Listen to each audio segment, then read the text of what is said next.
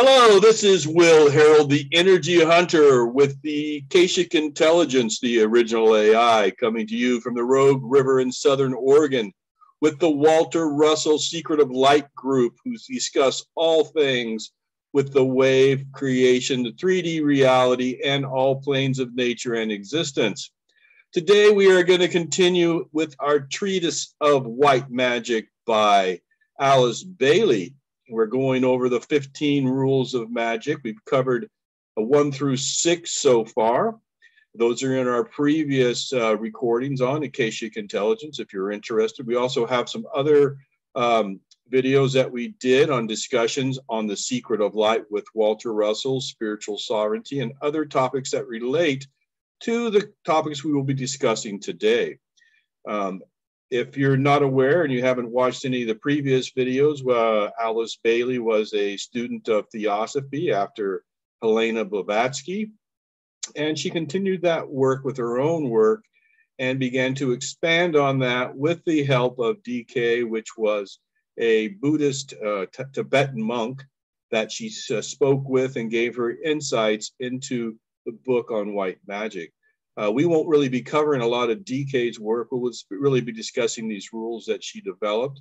There's also a previous book called the Book of Cosmic Fire, where a lot of the references in this book are made, and we will continue to discuss that. And if everyone's aware, as you can see in the collage that's on the screen, I always start with the collage to kind of cover some of the aspects of the topics that we will be discussing today. And those topics, as you can see in these collages, have to do with Rule 7. So the title of this discussion is A Treatise on White Magic, Rule 7, the Battleground of the Astral Plane and the Two Paths. So Rule 7 states, the dual forces on the plane whereon the vital power must be sought are seen. The two paths face the solar angel, the poles vibrate, a choice confronts the one who meditates. As we've discussed in previous videos, the solar angel is our higher self. It is our soul that we look to. White magic, as we've discussed before, is where we invoke our soul to become manifestors, where we manifest on this plane. You can call manifestation magic. Black magic, on the other hand, is the other side of our character, which we call our self or our personality. That is the body, the animal body, the instinctive body that Walter Russell talks about, which is the electric body that is here on Earth that we think is ourselves, but is not truly ourselves. It's just an avatar that moves around on the Earth and is here for our procreation and for our survival. But it is not our higher self, not our true self. And once we begin to work through our true higher self of the soul, we can then produce white magic and manifest things that are in line with the cosmic plan, if you believe in that there is a plan for humans. And we're all working towards this. This is what we would call the ascension.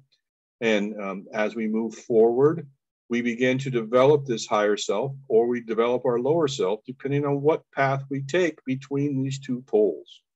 These two poles are the poles that we're going to talk about. And these aren't quite the same poles as we see in Russell's work as the positive and negative. They're more paths of whether or not we choose the path of our soul or whether or not we choose the path of our personality. So this is kind of the concept of becoming a spiritual being, spiritual man, as Walter Russell talks about in the idea of the cosmic consciousness, or do we become materialists, scientific materialists, which is being kind of brought forth today by quite a few of our leaders in terms of everything as science and knowledge, which they make up. And it's not really true nor proven, but it is being used as a source of control and of manipulation. So today we're going to talk a little bit about this, how we get into this, the other pole rather than the material pole, and the things that we're going to talk about as one thing that when we actually begin to understand this, the astral plane, it says that we will actually begin to see like a starry sky. We'll actually begin to see like the starry night that is up here in the upper left-hand corner, which was painted by, I can't think of his name now, Van Gogh. Van Gogh, this is his painting of the starry night. And this is kind of the scene that we may see once we begin to actually venture into the astral plane. The other thing that we're going to talk about is some hierarchies. Now, since Bailey was a theosophist, she followed more of a Vedic path, which is really the Indian or the Hindu or the Sanskrit path of the Vedics. And she talks more about the devas. And we talked a little bit about that last week. We talked quite a bit and showed some images of that. Now, if we look at Steiner's work, which he broke away from theosophy because they weren't following more of what he would call the Christian path. Now, both paths have different symbologies, right? They have different icons. They have different concepts of these hierarchies.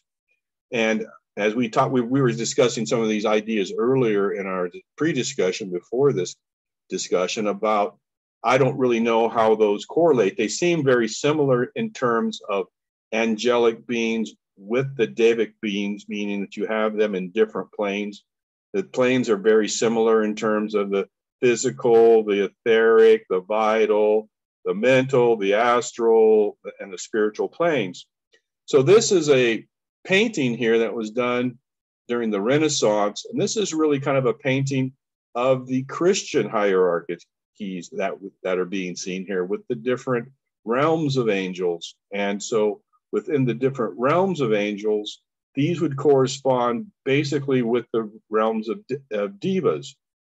So if we look at, you know, what the hierarchies of angels would be, we have this idea that there are these hierarchies with the bottom rung being the first order, which is principalities. We have archangels, we have angels.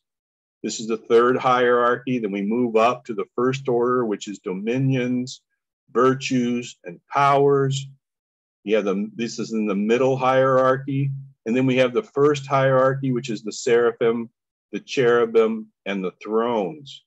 Now, within the Bible in the Old Testament, there's quite a bit of talk of the seraphim and the cherubim, and also the archangels and angels, but very little concentration is given in the Bible to principalities, dominions, virtues, and powers, and thrones. Steiner gives quite a bit of attention to these in his work. And again, this was developed somewhere in about the 2nd or 3rd century. I believe that Thomas Aquinas did a lot of this work, and also Augustine did quite a bit of work on this hierarchy of angels within the Christian paradigm. As I said, Bailey is from the Vedic tradition, so therefore they talk about devas, and that's what we're going to talk a little bit about today as we talk about them. These angels or devas are in different planes of existence. Within biogeometry, we covered some of that in terms of, Ibrahim Karim's calls those planes of nature. Within Steiner's work, he also has, his planes of existence. And so does Bailey within her theosophy and Vedic traditions. So the other picture we have here, this is Krishna giving up his power, giving up his this is Arjuna giving his power, I believe, to Krishna to run the government. So he's giving up his weapons to a higher source to change from physical weapons to more spiritual weapons.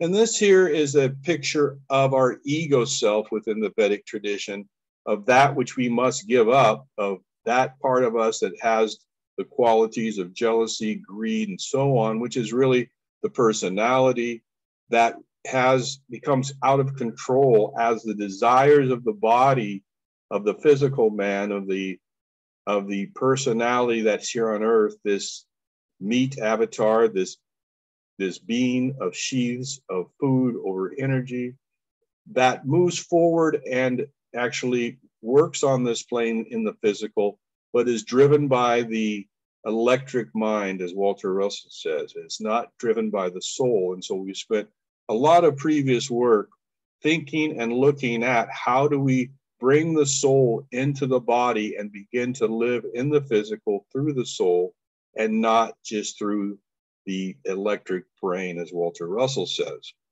So before we go on and actually cover the rest of the discussion, is there any comments on what I've talked about so far?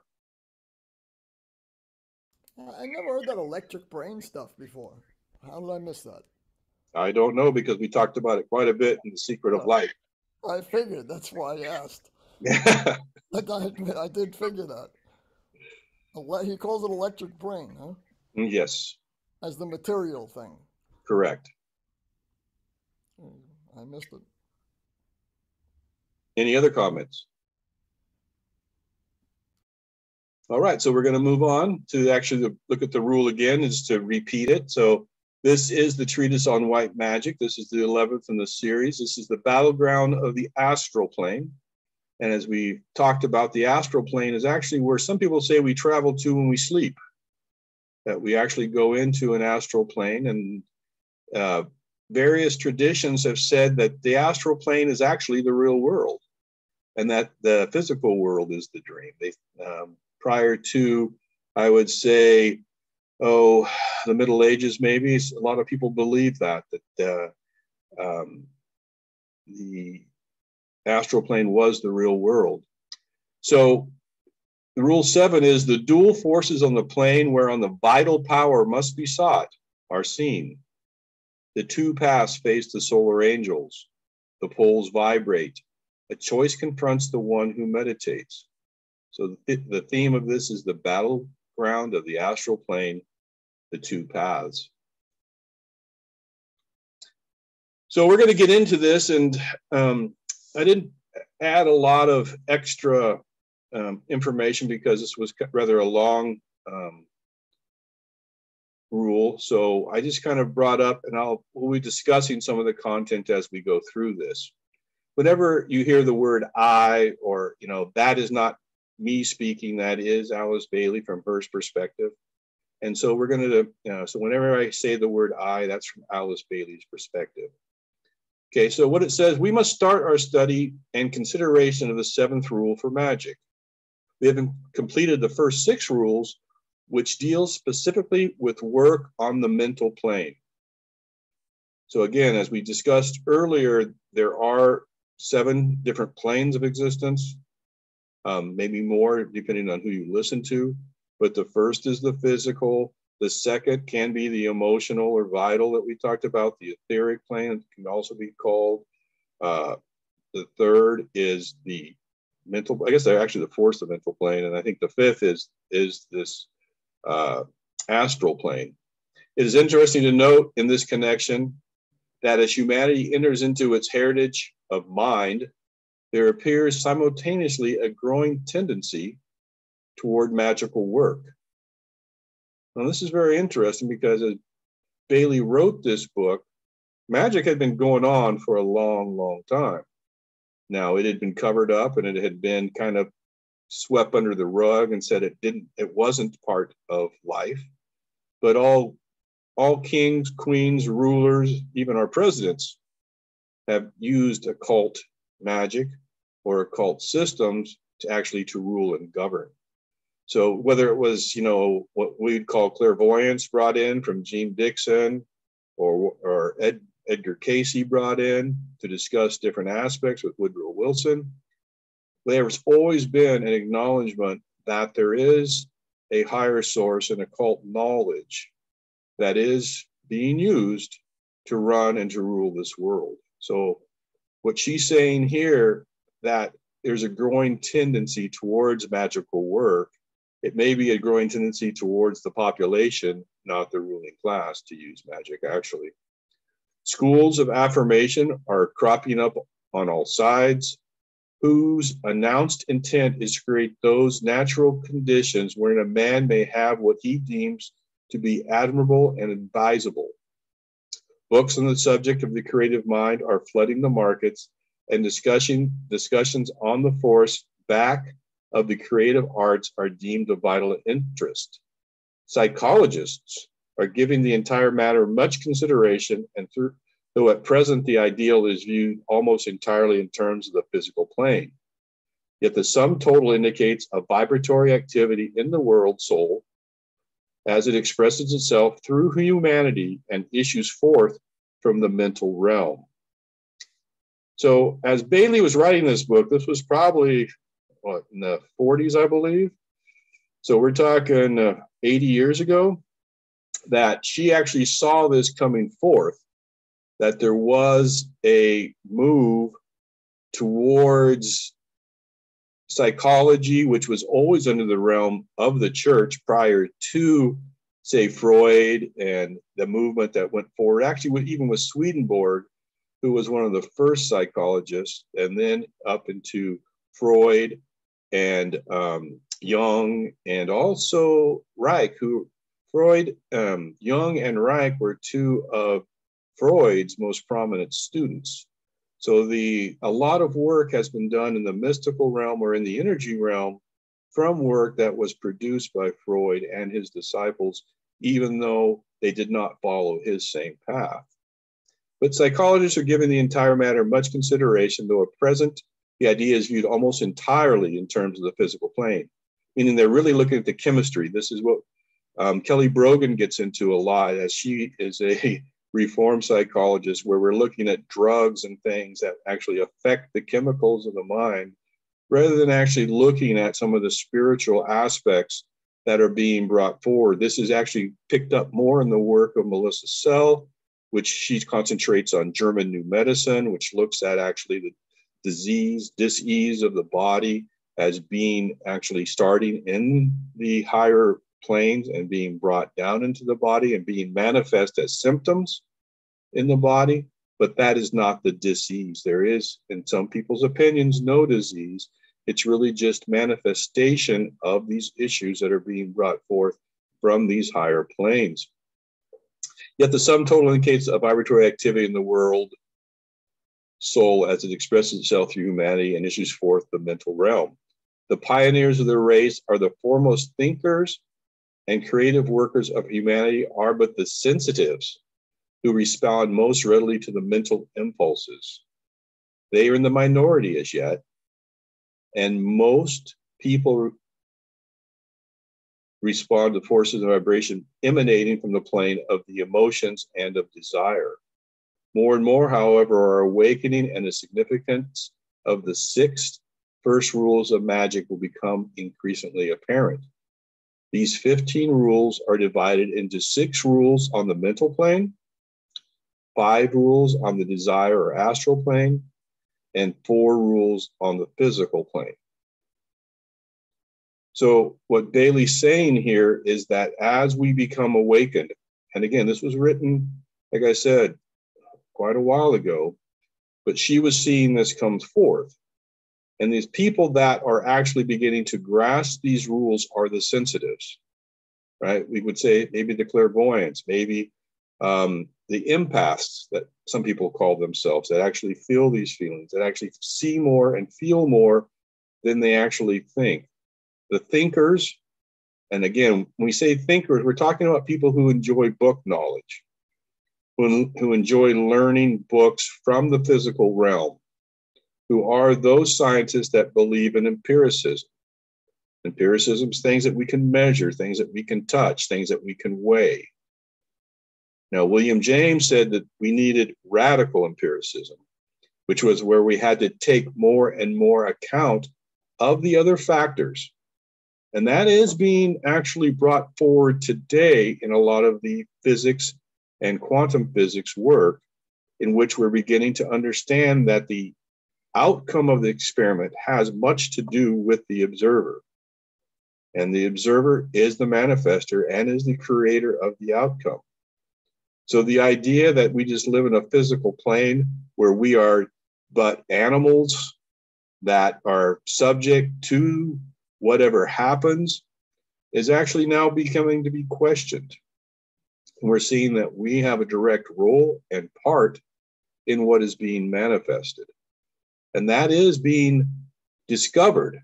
It may not be being taught in our schools today, but on the higher levels of those who are doing the new research, they're beginning to understand this, and a lot of the old paradigms are beginning to fail.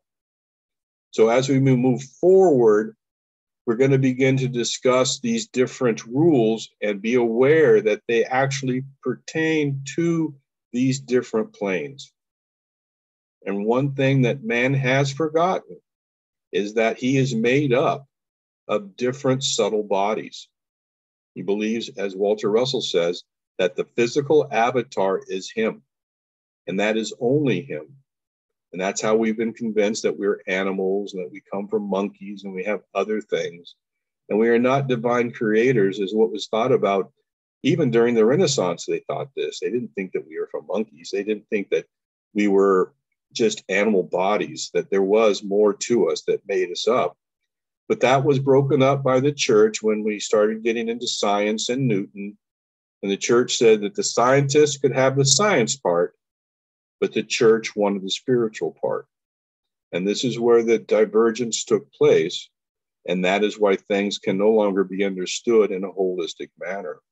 They can only be understood by either science, who poo-poos physics, right? I mean, science who poo-poos spirituality, and spirituality and the church really doesn't defend their position very well on what the spiritual side does, because they don't have the physics to back it up. But as Steiner came up with the term spiritual science, now we're getting back to combining the two again, and we can begin to show how the spiritual world is manifest in the physical, just as Walter Russell has shown how the wave propagates. But his basis of Russell is a cosmic consciousness. Many people get really excited about once the energy comes into the earth, how it's manifest in the physical, and they don't really care about that it actually comes from this cosmic source. And Walter Russell believed that there was 40 adepts that actually knew this in history. So we have to look at really what is the cause and not just the effect. The main thought to be held clearly in the mind is that they confine themselves to the use of energy in the three worlds. The three worlds are the spirit, the soul, and the body. And that is this energy that is either consciously manipulated by the governing soul or is swept into activity by the force inherent in the matter of the three worlds. So we're getting back to, is it by the soul or by the electric brain and the personality, independently of the soul? When this is the case, the man is a victim of his own form energies and the matter aspect of all manifestation. So when we live through the personality, we are the victim of our choices because we are unconsciously manifesting things that we have no idea of how to control. When we are the conscious manifester, manifesting through the soul, we are the creator. We can't be both. We can either be victim or creator. Once we stand in the victim circle and believe that we are a victim of our circumstances, we cannot be the creator any longer. Once we stand in the creator circle, we now have control over the outcomes of what we see, and we manifest all things. So the man is the victim of his own energies. In the other case, he is the intelligent ruler, the controller of his own destinies, and swings the lower energies into forms and activities through the power of his mind impulses and the focused attention of his soul. In the 6 rules already considered, 1 or 2 thoughts most clearly emerge and might be summed up in the following terms. Rule 1, recollection resulting in concentration. Rule 2, response resulting in an interaction between higher and lower. Rule 3, radiation resulting in a sounding forth. Rule 4, respiration resulting in creative work. Rule 5, reunion, resulting in the at-one-ment. And Rule 6, reorientation, resulting in a clear vision of the plan. So for those who have watched these previous videos and the previous discussions that we've had, we've talked about these areas of how we actually get to the position where we can understand Rule 6. We begin to concentrate on our higher chakras, the throat, the third eye, and the heart. And we begin to change the polarity of the lower chakras with the higher chakras and no longer live through our lower chakras, which are our sensing body that Walter Russell talked about. We live in our higher chakras, which is our spiritual body, not neglecting the lower, understanding that we are physical beings, that we need food, clothing, shelter. We don't really need clothing, but shelter is also good depending on the climate. But that these things are not what makes man man. The human being is a being creature. He lives through his soul, not through his body. And as the soul becomes more into the body, he becomes intelligent man, he becomes spiritual man.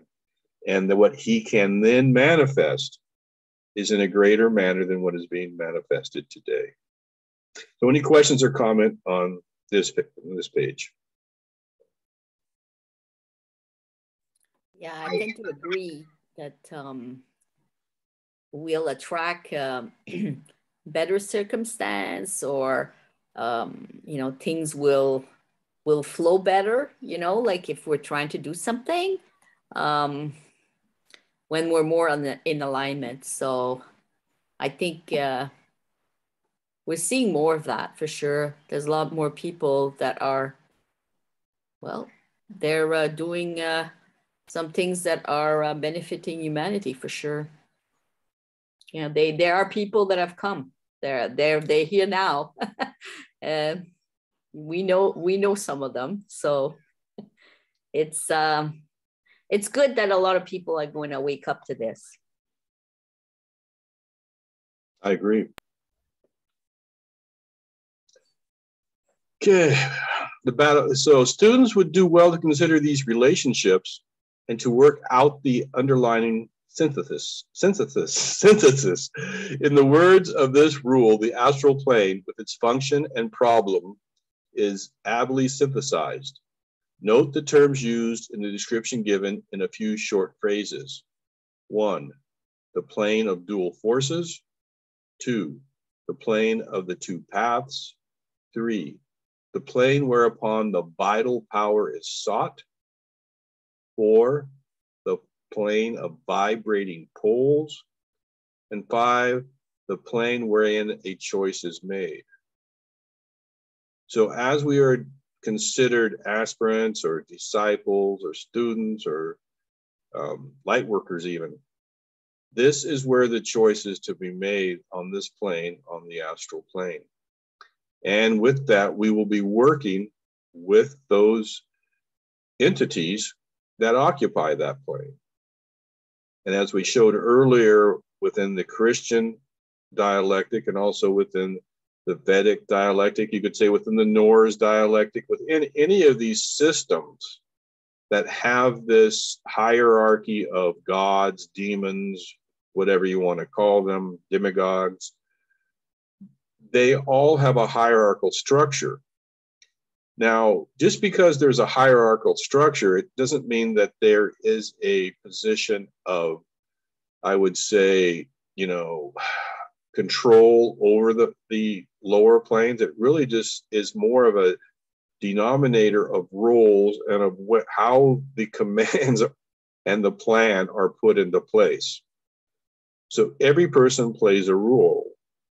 Within the Bible, it says, is the hand greater than the foot, or the eye greater than the hand, or the heart greater than any of these other functions? Well, maybe the heart, because without it, we wouldn't be alive. But if you didn't have feet, the heart might not last as long as you couldn't go anywhere to get what you needed. So the idea that we all work in harmony, but all have different roles, is kind of the concept of the hierarchies. And It's really more in the position of how the commands that come from God or the information is brought forth and translated into the physical plane. We are one of the most dynamic and powerful beings within any of the hierarchies because we are manifestors. Things come through us, the energies come through us, and we do manifest. That's why we are considered divine creatures. The breath of God is in us. So within these planes, we are as important as any other creature within these planes. As it might even be said that all the hierarchies are meant for man. They are all put in place so that we can exist and manifest on the earth. For that's the purpose and the plan. So one of the most vital things every aspirant or disciple, us, has to do is to learn to understand the astral plane, to comprehend its nature and to learn both to stand free from what it and then to do work on it. In this instruction, I seek to give, Bailey, give some clear teaching on this plane. For the moment a man can see on the astral plane and can achieve equilibrium and hold steady in the midst of his vibrating forces, that moment he is ready for initiation.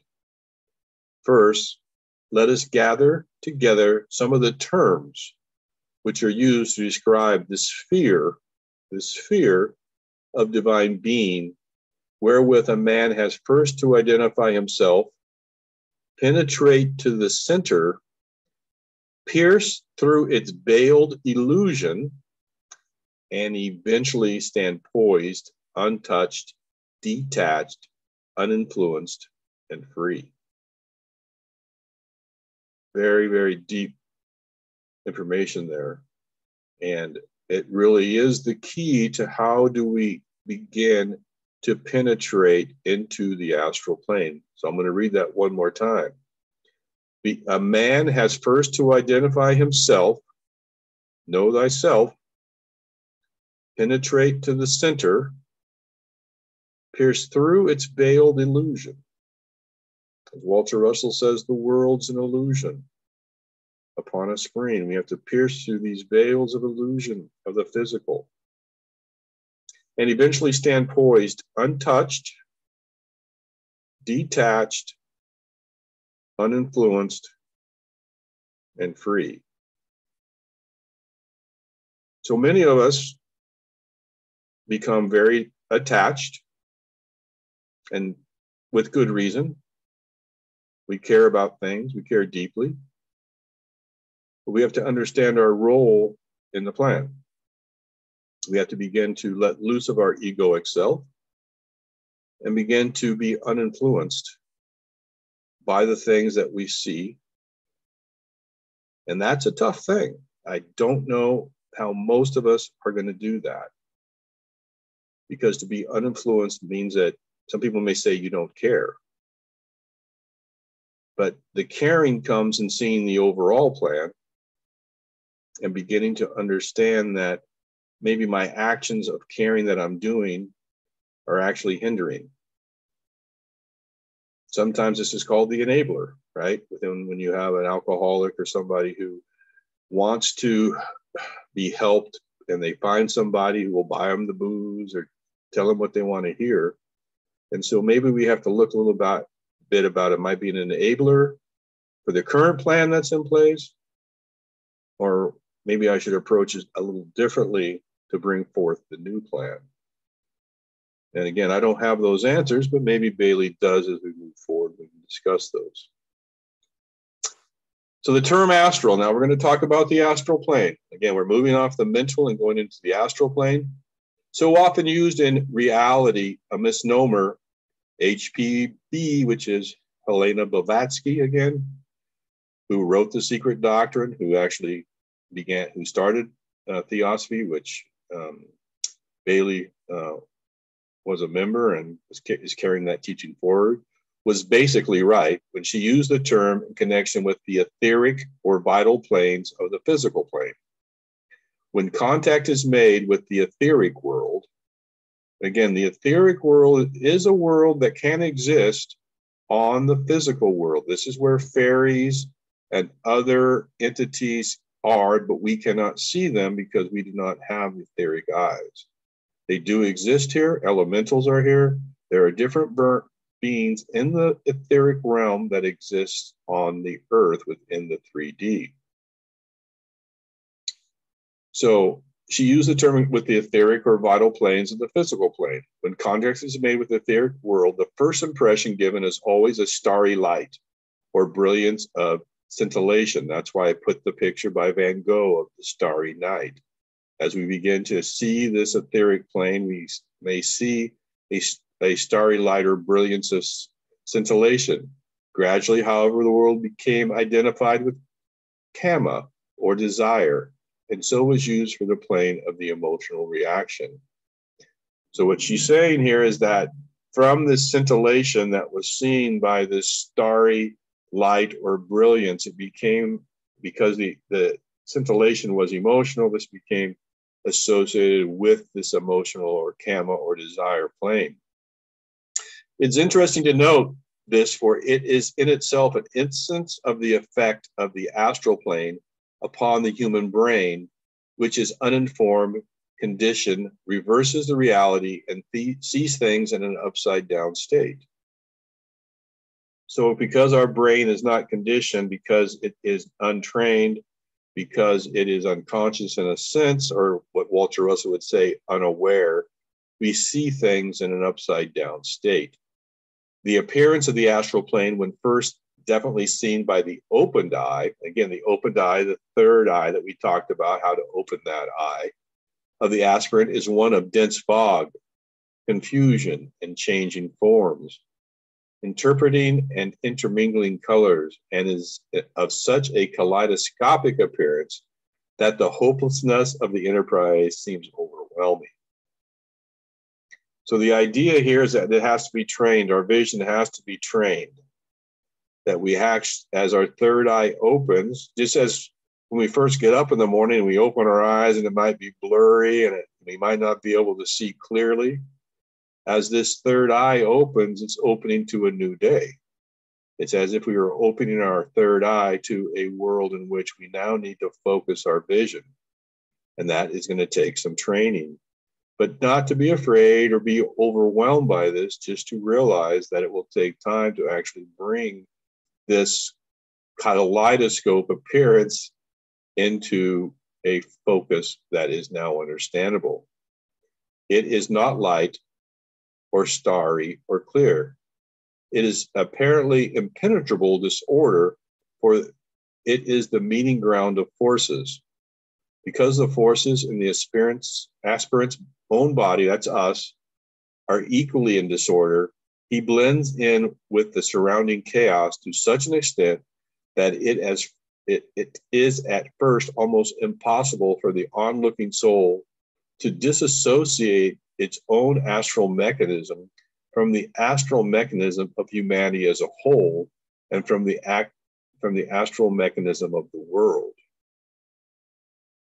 So what we have actually stepped into is a raging river. And the raging river, we do not know how to swim in yet.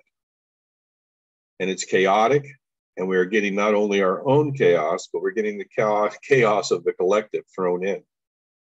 And not only the chaos of the collective human race, but the chaos of all energetic planes also thrown in.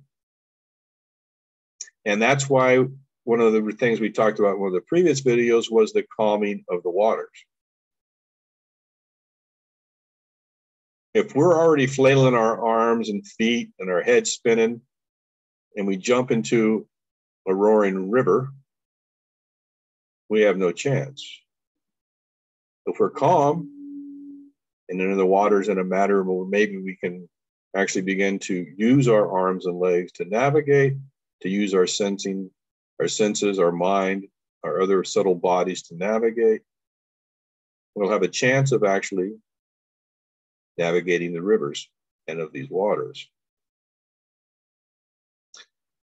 So as we blend with the surrounding chaos, we begin to see that it is navigable. One of the first things then that the aspirant, us, has to learn is to disassociate his own aura in the emotional sense from that of its surroundings, and much time is expended in learning to do this. So this is going to take time and effort. It is for this reason that one of the first qualifications of discipleship is discrimination. Now, we're not talking about racial discrimination, and it's really more discernment, I would say, than discrimination, like the word discernment rather than discrimination. For it is through the use of the mind as analyzer and separator that the astral body is brought under control. So what we're saying here, and again, I like the word discernment rather than discrimination, is that once we begin to discern through our mind, and this gets back to the idea of right thinking, that once we begin to develop a mind of right thinking, we can begin to analyze and separate through the mind that the astral body is brought under control. Now, this is a little bit different than maybe what some people have said about the heart, that we have to live through the heart. We do live through the heart, but we don't discern through the heart. We discern through the mind. And when we say mind, this is not the electric thinking mind, the logical mind that is of the materialists, right? This is the mind that is brought through the soul, which is connected to source, which is the knowing that is spoke about by Walter Russell also within the cosmic consciousness. This cosmic consciousness is not the earthly mind that has to do with colleges and universities and books. It has to do with knowing, intuition, and our soul. Much different in terms of approach. Secondly, the astral plane is the plane of illusion, of glamour, and of distorted presentations of reality. The reason for this is that every individual in the world is busy working in astral matter, and the potency of human desire and of world desire produce that constant outpicturing and form building, which leads to the most concrete effects of astral matter.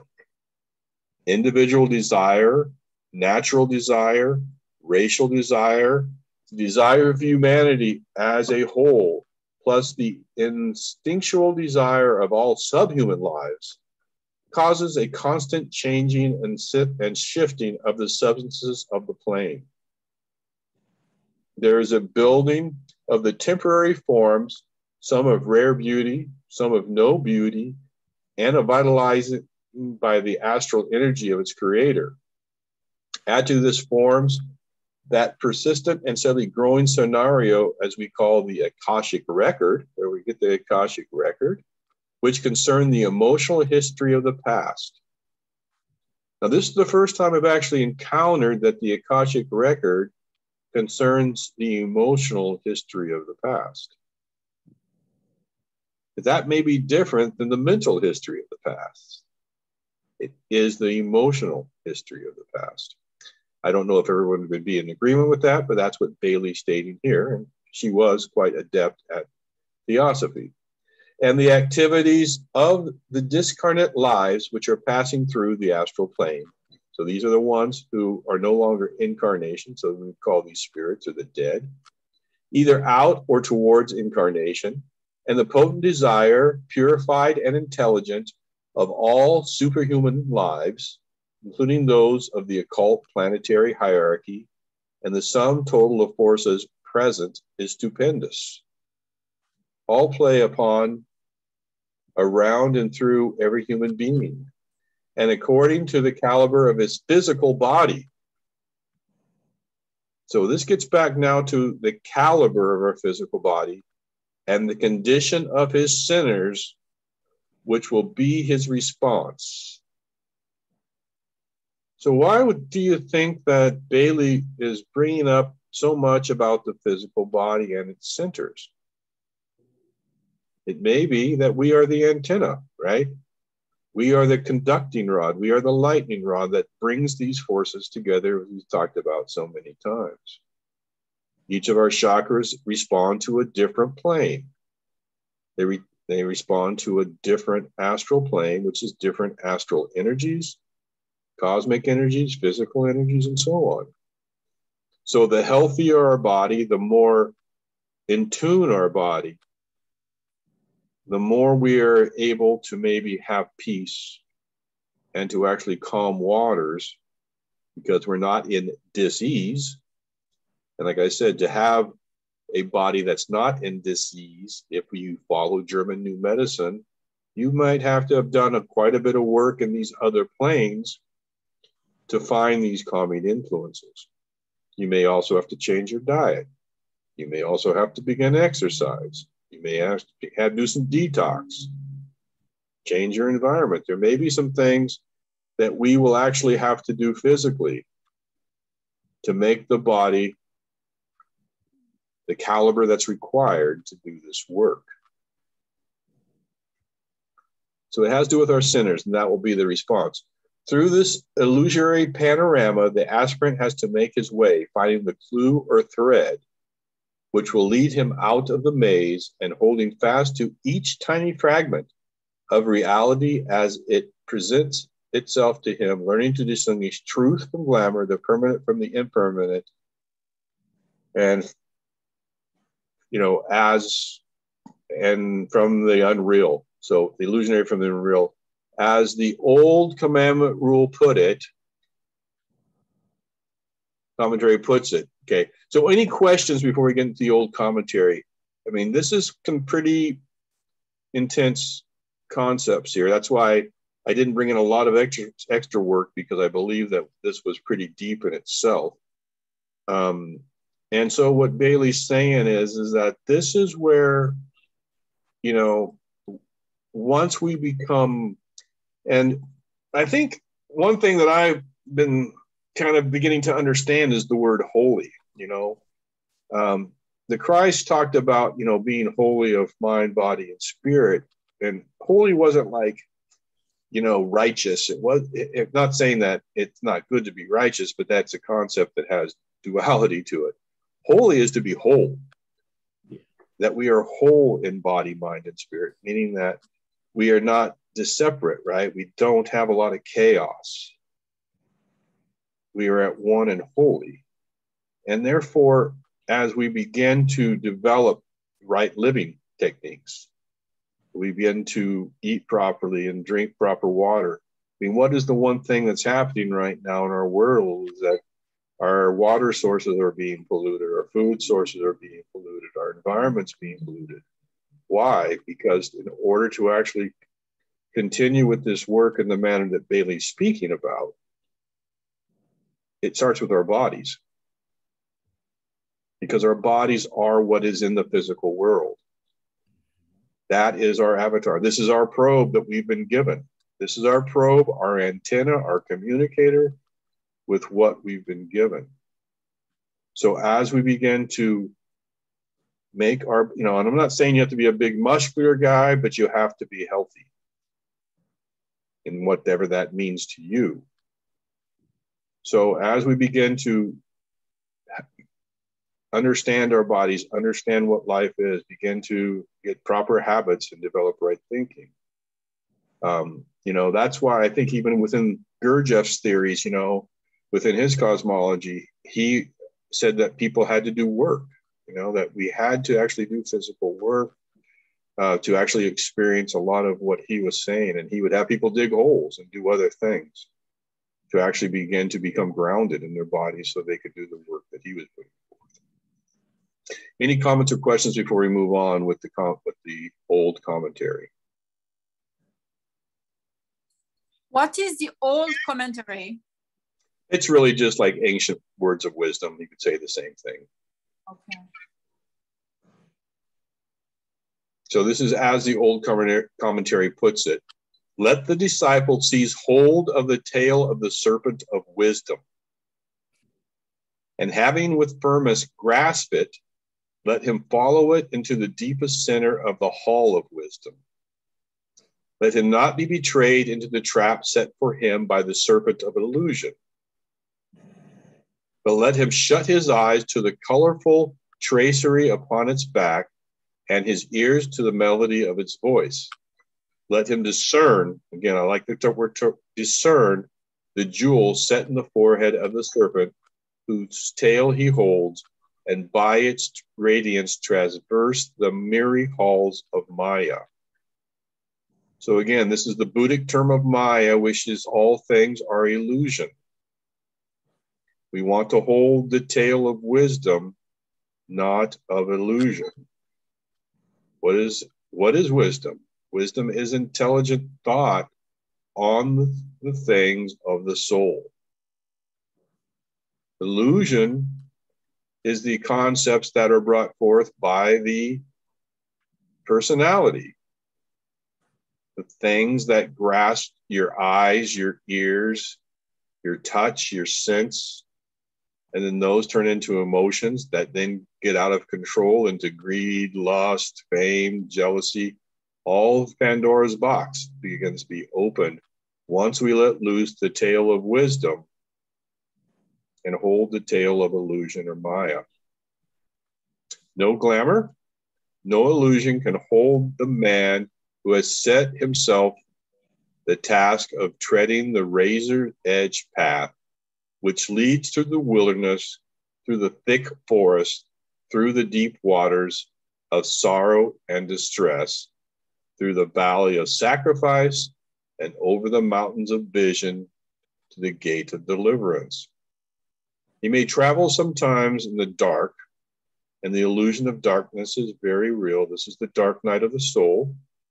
He may travel sometimes in a light so dazzling and bewildering that he can scarcely see the way ahead. He may know what it is to falter on the path and to drop under the fatigue of the service of strife. He may be temporarily sidetracked and wander down the paths of ambition and self-interest and of material enchantment, but the lapse will be but brief. Nothing in heaven or hell, on earth or elsewhere, can prevent the progress of the man who has awakened to his illusion, who has glimpsed the reality beyond the glamour of the astral plane, and who has heard, even if only once, the clarion call of his own soul. So this is the idea that if anyone has ever read the Bible, in which Solomon talks about everything is vanity, vanity, vanity, vanity. That once you have amassed all the riches, once you have amassed all the glamour, once you have built all the buildings, then what? It's all glamour and vanity. And then you're left with yourself and your soul. And so what is the man who can see through that before he gets to the end of that journey and begin to develop his soul prior, so that as he moves forward, he can expend his energies on the development of the souls and of the plan that is greater than himself? That's what we're talking about here. I think it's in Ecclesiastics is the book in which that's quoted. You know, that's what the song, you know, turn, turn, turns also in. Do you think he ever kept the hold on the tail of the wisdom? Solomon? Do you think Solomon did? Yeah. I don't think Solomon did. I mean, just by his lifestyle, he was not, you know, I don't believe Solomon did. He was called Solomon the Wise. I question that myself very much just by his lifestyle and the way he conducted business. But again, that's my own opinion. But at least he recognized it at the end of it all. Yeah. Yeah, at least he recognized it, correct. But whether or not to understand a topic and to live a topic are two different things. When you said grabbing the tail of a serpent and holding on tight, I felt a sense of thrashing about and almost being flung away to the side very easily. And then it goes on to talk about how you're distracted and you're going down. Mhm. Briefly, I'm not sure. I was very brief. I let hold a couple of times, and it was a long Mhm. rabbit hole. Mhm. But Yeah. And I don't think that any man or woman, you know, I mean, if you can, I mean, that's when you read Proverbs in the Bible, it talks about, you know, lucky is the man who in his youth learns these things, because they don't have to go through all these trials, tribulations. Don't get me wrong. Just because we have the tail of wisdom doesn't mean we won't be thrashed about. That is the condition of the world. But without the thrashing about, sometimes we don't learn the lessons we need. It's very difficult to learn lessons when things are good. But that is a lesson in itself. Is, I think it was the Apostle Paul that said, I have learned how to live in want and I have learned how to live in prosperity. There are two different ways to live. To live in prosperity without becoming a drunk and a, you know, a gluttonous and perverted person is very difficult sometimes. Because now you have the means to do all those things you think you want. Oftentimes it's even easier to live in poverty when you don't have the means to get in trouble, you know? So to learn how to live in all these things take wisdom. That's why a lot of people that get, you know, a lottery or something else find themselves broke again because they don't know how to live in prosperity. So I believe that once we grab the tail of the serpent, and I might be a little bit that, you know, we do understand that it is a journey we're on and we're not the victim, we're creating it, and that this too shall pass and something else will come up. But that's the tail of wisdom that you grab once you understand that we live in cycles, not circles, as we discussed long ago in another previous video. Still calling prosperity money, though. Prosperity is not always money. I mean, well, you said the lottery hit the lottery. Well, that was just one example, Doug. I mean, it could be that you got an inheritance. I mean, it could be that you know, just we're you know, got a bunch of abundance. But to live in abundance is something that is difficult, as difficult, and to not to actually not cause, you know, yourself harm can be as difficult as living in poverty. Because sometimes if you live in poverty, you're much more conscious of what you do than when you're in extravagance. Yeah, I mean, I don't think having money has to be extravagance. It doesn't, but I'm saying once you have it, it's easier to live in extravagance because you have it. Well, yeah, it's kind of hard to live in extravagance when you have no money. Exactly. You know, I was thinking of, I've always been fascinated by Ulysses, you know, the travels. And, you know, when I hear the melody there, I'm thinking of, he had to be strapped on the mast so that he wouldn't be taken by the sirens. These sirens, and then all his men, they landed on that island, and then they lost their way for a long time before they could come out. And finally, you know, he saw through the veil. Yeah, so there's like, I've read Ulysses a few times and I have a few books. I'm just saying, every time I look at that, I think it's like a showing like a path there, like how he conquered all these things or how they did. Yeah, I mean, what she's talking about here is the hero's journey, right? Yeah. But it's how do we face the hero's journey? Do we face it with wisdom, right?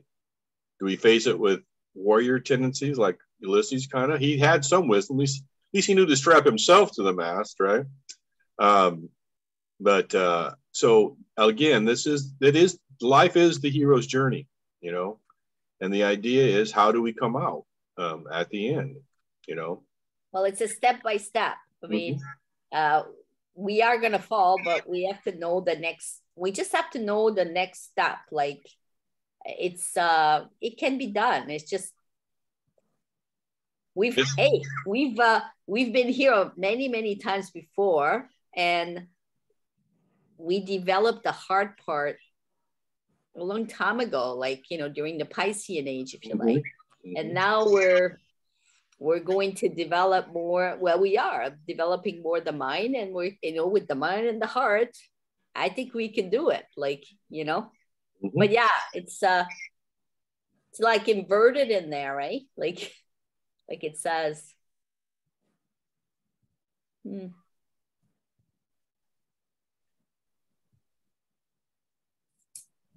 Anything else before we move on to the astral plane? All right. So the astral plane is also the Kurukshetra, whatever that is, Kurukshetra, both of humanity as a whole and of the individual human. So this is not only just our own astral plane, but is also the collective consciousness talked about by Jung and so on. It is the battleground whereon must be found the Waterloo of every aspirant. So the Waterloo is the final battle, or it was Napoleon's defeat at Waterloo. It was a major battle. So it's a major battle for us. It's where our path will be determined, as we talked about earlier. In some one life, there comes an emotional crisis in which decisive action is taken, and the disciple proves his control over his emotional nature.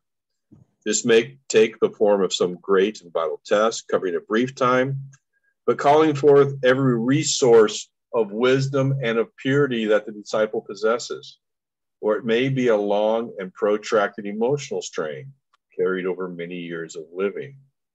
But in the attaining of success and the achievement of clear vision and right discernment, there we go, with discernment, through right discrimination, there we go, through discrimination, I again say through discernment, the disciple testifies to his fitness for the second initiation. So the idea is that we're going to go through this first initiation where we have, you know, quite the dark night of the soul in a sense, and through our own, you know, will and desire, and through the idea of the soul, we can come through controlling our emotional nature so that we just don't fly off the handle.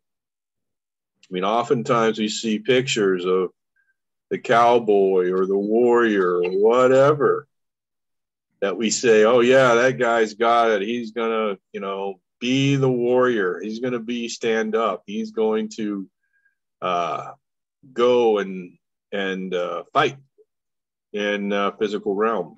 And that's what we all want to do. We all want to show our prowess, because that's what we've been taught as the warrior, as the you know, hero's journey. But what we may find is that the path we need to take may be different than that hero's path that has been of the past within this new age. That may look different than what's been in the past.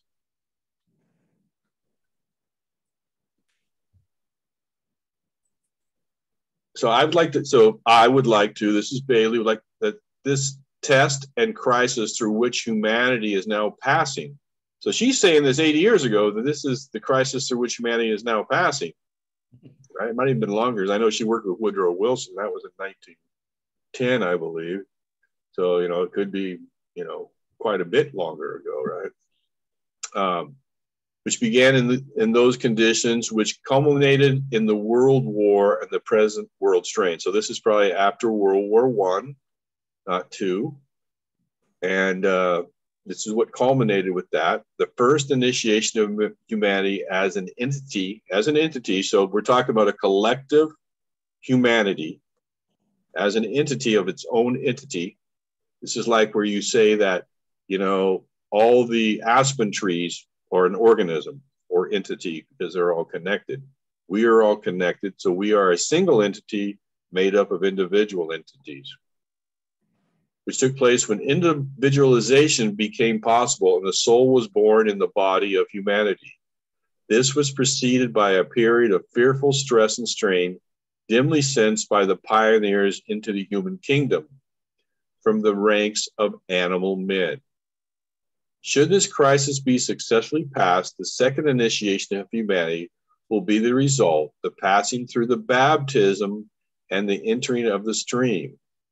So the world war and its resulting effects constitute the Kuruksheta of the world Arjuna, and the outcome is still in the balance.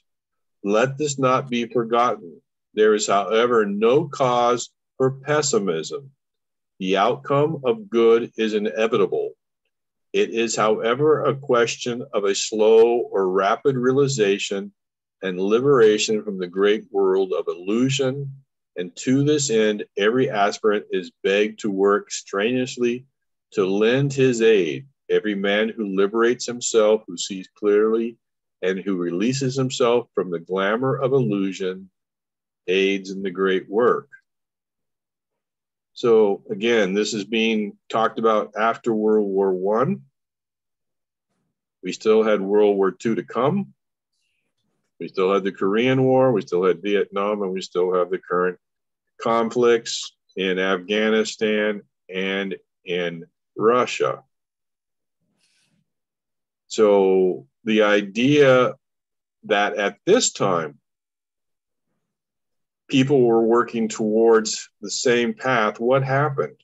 Well, they probably became disillusioned, right? That things in the world were still happening, and the aspirants or disciples or people that were being brought forth weren't bringing forth the vital energy needed. Mm-hmm. And why is that? Well, did things really change? Did human thought, did human emotion, did the way that we react to situations change between World War I and World War II? Not much, right? There wasn't much of a change in the human thought, how we approach things. We still relied on the church to tell us what to do, and they worked both sides. We still relied on governments to tell us what was right and what was wrong. We really didn't live within ourselves. So this is the question that, that's one reason that I chose this book, because it actually tells us of a way that is different from the way we might have lived in the past, of actions that we may be able to take that may change the outcome. Now, is it going to work? I don't know. I wish I could tell you it will, right? But it is a path. It is a way. I do believe that we need to get more in touch with our subtle bodies. I do believe that we need to invoke the aid and resourcefulness of the other spiritual bodies and planes and energies. And the more people we have that work on that open the third eye and begin to see clearly the astral plane, the better chance we have of doing that, in my opinion. So as we begin to look at this is the man who lived. So what I would like to see, right? My vision is that we begin to liberate men and women, and who release themselves from the glamour of illusion. And this is the same thing that Walter Russell talked about, of the illusion that we see, that we think is real, but it's not. And you can say, well, it is real. It is real because that's what we're making. We're making the reality ourselves. We're not victims of it. Those who think they are the ones who are not aware. Once we become aware, we are no longer victims, but creators. And that's kind of why I want to do this work here. That's why I want to bring this book forward. Again, the astral plane is the whereon the pairs of opposites act and interact, and whereon the pool of the great dualities is most potently felt. Primarily, the interaction is between soul and its vehicle, matter, but there are many lesser dualities which play their part and are more easily recognized by the average man. Light and darkness interact. This is yin and yang. And so do pleasure and pain. Good and evil meet and form the playground of the gods. And poverty and riches are offset one against the other.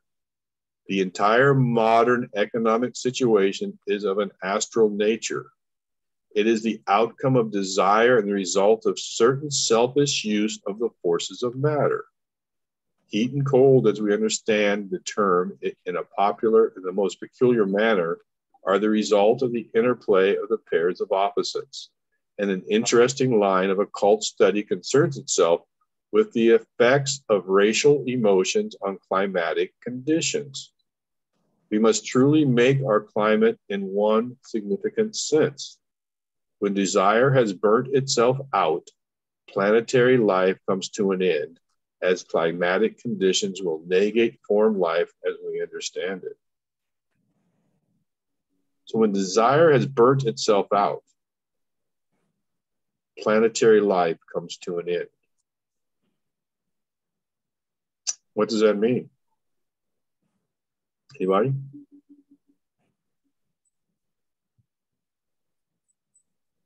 The earth that we're on, or the way we live, that type of life has to end, because it cannot sustain it. So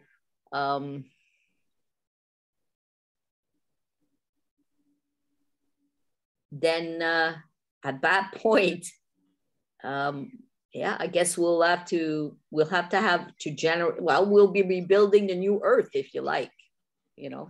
That's what I get. And that we have our emotions affects the climate. Mm-hmm. I believe that.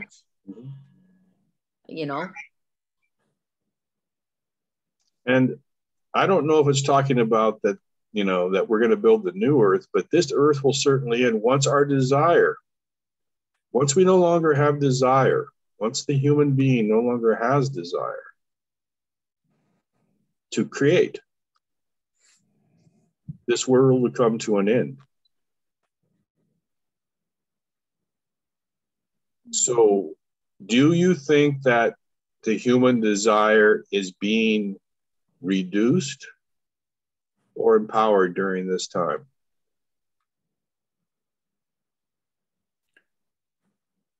In the New World Order? Reduced. You will have nothing and you will be happy. Yeah. They're trying to dissociate ourselves with the human in us, if you like, right emotions, if you like, or right actions. So the minute the man says, I no longer care, we lose everything. Mm-hmm. Well, it's only one man, maybe. Yeah. But again, is it one man or is it the collective? But the collective is not everyone. There's still errants. Well, there could be. Affected. There could be, but don't forget that who is the manifestors, right? The manifestors are men.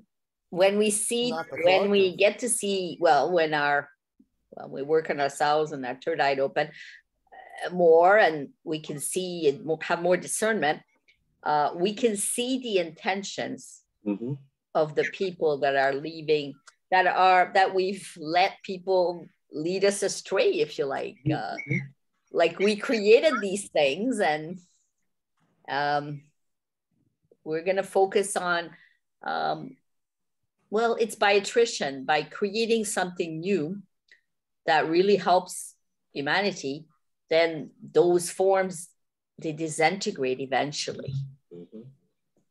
And I truly believe that, there's more people, it may not be all aware of everything that's happening, but so anyway. This is what Steiner calls the war of all against all, right? Where each man is for himself. We no longer see the collective. We no longer see the purpose. We no longer see the plan. And when each man loses sight of the overall plan, of the oneness of the entity of man itself, we then will have the war of all against all. And that's the war we're trying to avert right now by having this awakening, by opening the third eye. I don't know if Steiner thought the war all against all was inevitable, but I haven't come to that conclusion yet. So my desire is to have us all understand and become aware and open our third eyes and begin to manifest the soul in each of us. Yeah, that's the positive use of desire. Correct. As opposed to not caring and giving up. Correct. And Steiner did say at about the same time that we have in 100 years, which is now a window of opportunity to give it. But Bailey just said it's inevitable that the good will prevail, but maybe not this week. Maybe not this week. Maybe not today. Yeah, like that inevitable thing. This millennium. It's just the evolution is that the good will win in the end, but it doesn't mean we're not going to go through. Yep. Well, we have to step the best we can right now. That's what I'm getting from everybody I work with, and just do the best we can with what we have, and we're doing what we can right now, and in our own way. Like other people are. So yeah, it's a great time to be alive right now. We chose to be here, so we'll do the best of it. No fear. No fear. No fear. Eyes open, no fear. Yep. Eyes open, no fear. Jump into the stream with your mind and eyes open and your body intact. Jump into the vortex. The new Earth is, I agree with the new Earth concept, though. It's been said too many times. It seems like it's happening, too. And those that are ready will just start first. In relation to the human unit, the secret of liberation lies in the balancing of the forces and the equilibrializing of the pairs of opposites. The path is a narrow line between these pairs, which the aspirant finds and treads, turning neither to the right nor to the left. It must be remembered always that when the pairs of opposites are discerned, when a man balances the forces of his own nature, when he has found the path and becomes the path. So when he's found the path and becomes the path, then he can work with the world forces, can preserve the balance and the equilibrium of the energies of the three worlds, body, soul, and spirit, and so become a co-worker with the masters of wisdom. Let us pray and hope that this may be practical outcome of our understanding of the nature of the battleground of the astral plane. All right, we're going to stop there for today, because I think we've come up against time. We're going to start with the two paths next week. I was hoping to get through this, but it was quite a bit of discussion, which I always appreciate, and rather deep material that we discussed. So with that, I would like to say that this is Will Harold, the Energy Hunter with Akashic Intelligence, the original AI, coming to you from the Rogue River. Please like and subscribe. I thank the Walter Russell Secret of Light group for participating. It's always a pleasure. Hopefully you enjoy the video. Hopefully you enjoy the discussion. We look forward to any comments. And we shall see you next week with the two paths. Thank you very much.